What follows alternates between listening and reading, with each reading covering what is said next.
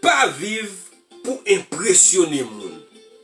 Les wap vivre pour impressionner moun, yo pas preme on pour sorta dwe hier, mais a fait comme si yo remen pour stati ou ak sa ou posséder yo. Les wap vivre pour impressionner moun, mais mou même ou pas preme tête ou. Parce que wap toujours vle sembler ak yon moun que ou pas jamais.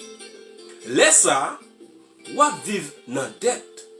Wap acheter ça que ou pas besoin pour ka faire moun plaisir. Wap dépenser plus que ça qui nan poche. C'est un pi mauvais bagay. Si univers pas ta jambe bénéficier en rien des missions ou ta de remplir.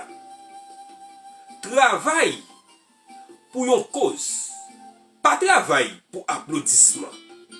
Vive pour inspirer moun, mais pas vivre pour impressionner moun.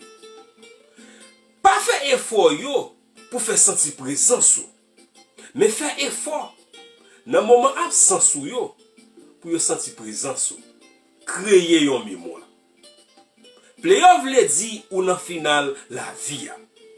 Pour yon champion, ça dépend de ou.